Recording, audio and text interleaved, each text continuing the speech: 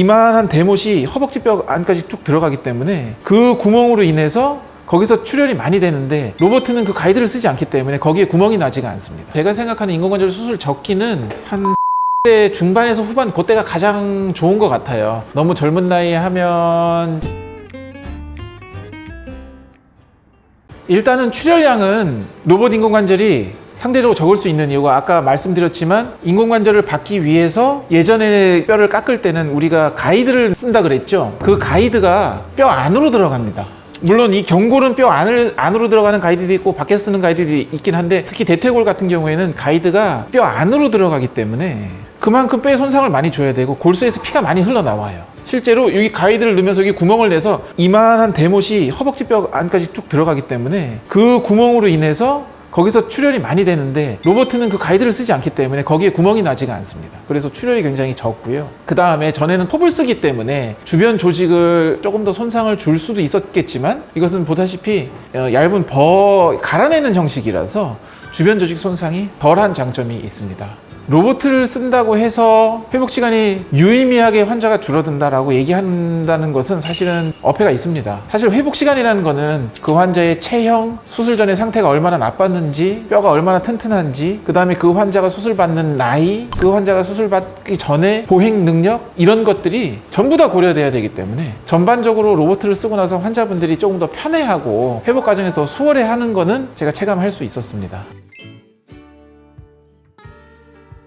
로봇 수술은 일단은 인공관절을 해야 되는 환자라 하면 받을 수 없는 환자는 사실 거의 없다고 보시면 되는데 로봇 수술을 하지 말라고 권하는 분들이 이제 간혹 있는데요. 뼈가 너무 약한 분들은 뭐가 문제가 되냐면 바로 요게 문제가 됩니다. 왜냐하면 뼈에다가 추가로 이 대못을 4개를 박아야 하는데 이거는 어떻게 보면 로봇 수술 받는 분들의 단점이라고 할 수도 있겠죠. 불필요한 상처가 여기 나야 되는 거니까요. 이건 기존의 방법을 할 땐 쓰지 않으니까. 그런데 뼈가 튼튼한 분들은 이 대못 4개가 박히는 거에 대해서 뼈가 데미지를 입어도 거의 아무런 문제가 되지 않는데 뼈가 아주 많이 약한 분들이나 이런 분들은 여기에 남는 구멍으로 인해서 뼈가 골절이 생길 수도 있다. 아직 저는 한 번도 그런 환자를 경험은 못했지만 뼈에 남는 구멍으로 인해서 어떤 환자가 뭐 실수로 넘어지거나 했을 때 골절이 될 수도 있다는 그런 우려들이나 실제로 그런 사례가 간혹 있었다는 얘기가 있기 때문에 뼈가 아주 약한 분들은 제가 인공관절을 할 때 옛날 방식으로 하시는 게 낫지 않을까요? 라고 권해드립니다. 하지만 웬만해서는 다 할 수 있고요. 재수술 같은 경우에는 아직은 이거는 활용을 하지를 못하고 1차 수술을 처음 하시는 분들이라면 어지간해서는 이 로봇을 다 활용하실 수 있습니다.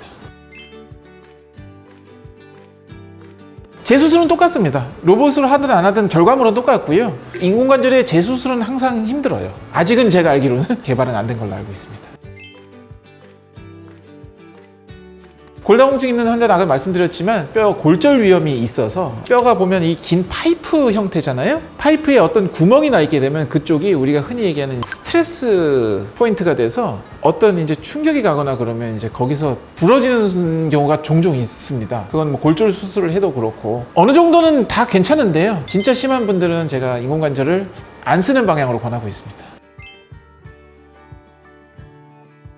아무리 고령이시라도 로봇 인공관절 수술을 못할 이유는 전혀 없습니다. 제가 생각하는 인공관절 수술 적기는 한 70대 중반에서 후반, 그때가 가장 좋은 것 같아요. 너무 젊은 나이에 하면 인공관절 수명이 빨리 닳는 문제가 조금 걱정이 되고요. 제 경험상으로는 이제 80대가 넘어간 분들은 아무래도 70대보다는 조금 더 회복을 힘들어 하시는 경향이 조금은 있어요. 그래서 제가 생각하는 적기는 70대 후반대가 가장 좋지 않을까 싶은데 실제로 이제 수명도 늘어나고 80대 심지어는 90대 분들도 지금 건강하게 사시는 분들이 많기 때문에 앞으로 점점 더 인공관절을 받는 나이와 고령 환자의 수는 늘 거라고 저는 생각을 하고요. 그분들이 아무리 나이가 많으셔도 로봇을 쓰는 인공관절 수술을 못 받으실 이유는 전혀 없다고 생각하고 아까도 말씀드린 뭐 뼈가 너무 약하다든지 재수술만 아니면 충분히 다 인공관절 로봇 수술은 받으실 수 있을 거라 생각합니다.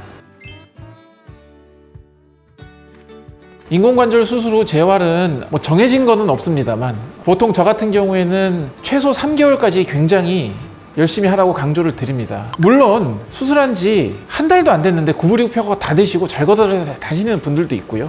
반면에 3개월이 넘어도 아직 구부리고 펴가 좀 힘들고, 재활 기간도 역시 환자에 따라서 다르겠지만 저는 보통 3개월을 그 기준으로 잡고요. 3개월까지는 구부리고 펴고 다리가 이제 내 인공관절에 맞춰서 길이 나도록 운동을 저는 굉장히 강요를 하는 편이고, 재활에 있어서 가장 중요한 거는 관절 운동 범위와 근력인데, 근력은 아무래도 수술을 하고 그렇게 되면 근력은 좀 빠지게 돼 있고, 또 그 전에 많이 아팠기 때문에 근력은 이미 많이 떨어져 있는 상태입니다. 수술 받기 전부터. 수술하고 나서 일시적으로 더 떨어지고요. 그 다음에 대부분 나이가 많으신 분들이 수술을 받기 때문에 운동하는 만큼 다시 돌아오질 않습니다. 근력은 저는 그냥 환자분들한테는 평생 강조를 합니다. 왜냐하면 실제로 나이가 들면 그냥 근력은 알아서 더 감소하게 돼 있어요, 자연적으로. 그렇다면 근력을 유지하는 것만으로 노력이 필요하겠죠. 특히 수술까지 받았으니까.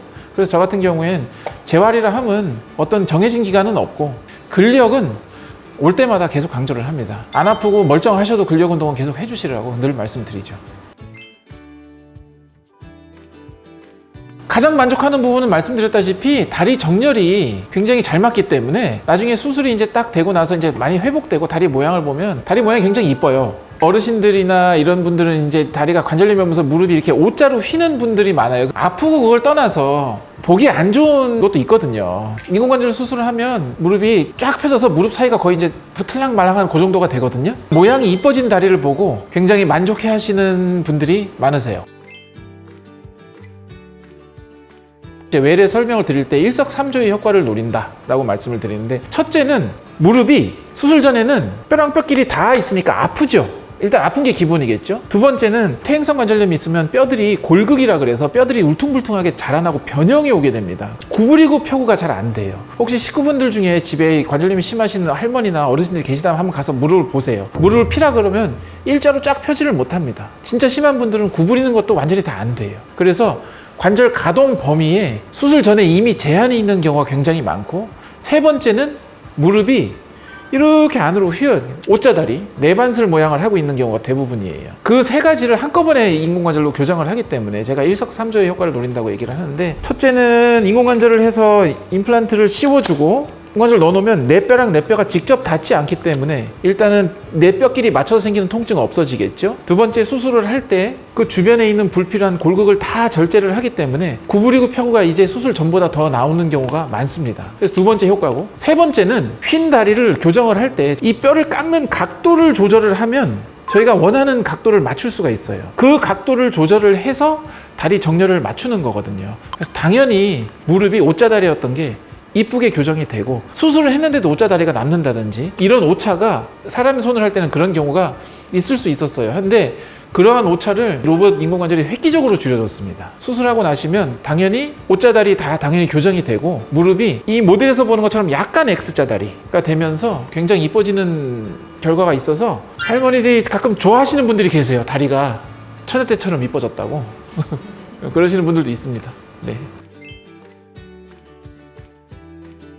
이제 원체 많이 알려진 수술이라 환자분들이 그거에 대해서 아시는 분들이 많은데, 첫째는 이제 과도한 공포감을 갖고 계시는 분들이 있으세요. 흔히 와서 이제 묻는 게, 하고 나면 굉장히 아프다, 애 낳는 것보다 더 아프다. 두 번째는 수술했더니 뽀쩡다리 됐다, 이런 얘기 하시는 분도 있고, 또 어떤 분들은 그거 수술해도 뭐 10년밖에 못 쓴다던데, 알려져 있는 그런 낭설들이 있는데 굉장히 과장돼 있는 말들이고요. 인공관절은 당연히 뼈를 깎고 많이 째고 하는 수술이기 때문에 수술 초반에 많이 힘듭니다. 그런데 그 재활 과정을 다 겪고 나면요, 당연히 수술 전보다 훨씬 더 많이 결과가 좋아지고요, 통증도 훨씬 많이 좋아지고, 일상생활을 영위하는데 거의 부족함 없을 정도로 좋아지는 경우가 대부분이고, 뻐쩡다리가 됐다는 거는 재활이 부족해서 그런 분들이 많고, 아까도 말씀드렸지만 수술하고 나서 계속 하다 보면 대부분 다 길이 나서 뻐쩡다리 되는 분들은 거의 없다고 보시면 되고요. 그 다음에 인공관절 수명은 이 속에 이제 베어링이 닳는 건데, 이 베어링은 모든 기계랑 똑같아요. 많이 쓰면은 빨리 닳고 아껴 쓰면 오래 쓰는 거거든요. 그러니까 인공관절이 10년밖에 못 쓴다, 이건 굉장히 잘못된 얘기고요. 무릎 수술을 받고 아껴 쓰면 30년, 40년도 쓸 수 있을 수도 있어요.